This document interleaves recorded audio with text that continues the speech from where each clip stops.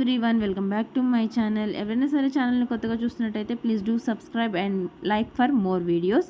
ఇప్పుడైతే cake recipe డీటెయిల్గా చెప్పేస్తాను. ఒక 100 గ్రామ్స్ మైదా తీసుకుని ఈ విధంగా జల్లెడ పట్టేసుకోవాలి. అదే జల్లెడలో 1 table spoon baking powder, 1/2 table spoon baking soda, ఒక పించ్ ఆఫ్ సాల్ట్ వేసేసుకుని ఇంకొకసారి జల్లెడ పట్టేసుకోవాలి. జల్లెడ పట్టుకోవడం మాత్రం అస్సలు మిస్ చేయొద్దు.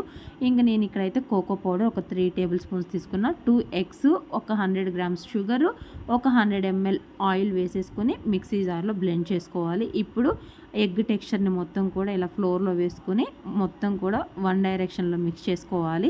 ఇక్కడ మా మోక్ష మిక్స్ చేస్తుంది అనమాట, చెప్తున్నా వినకుండా. బ్యాటర్ అనేది చాలా థిక్గా ఉంది, సో అందుకని కొద్దిగా మిల్క్ వేసేసుకుని మిక్స్ చేసుకుంటే బ్యాటర్ అనేది ఈ విధంగా లూజ్గా వచ్చేస్తుంది. మరీ లూజ్గా ఉండకూడదు, మరీ థిక్గా ఉండకూడదు.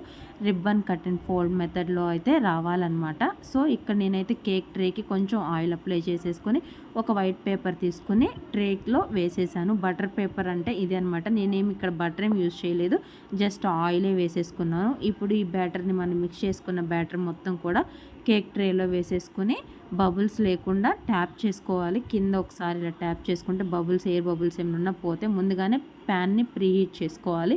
నేను ఎప్పుడు చేసే మిస్టేక్ ఏంటంటే ప్యాన్ను కేక్ ట్రే మీద డైరెక్ట్ పెట్టేస్తాను. సో ఈసారి అలా చేయకుండా లోపల ఒక స్టాండ్ పెట్టి కేక్ ట్రే అయితే పెట్టాను. ఫస్ట్ టైం నాకు ఓవెన్ లేకుండా కేక్ ఎంత ఫ్లఫీగా పర్ఫెక్ట్గా వచ్చిందో, అది కూడా నేను ఫస్ట్ టైం చేస్తున్నానని చెప్పాను కదా మీకు. ఎగ్స్తో ఫస్ట్ టైం అని చెప్పాను. సో ఇప్పుడైతే చూడండి ఎంత బాగుందో కేక్.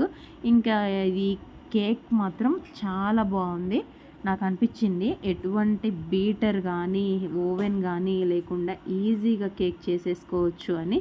ఈ వీడియో కనుక మీకు నచ్చితే లైక్ చేసుకోండి. Thank you for watching. Please do subscribe.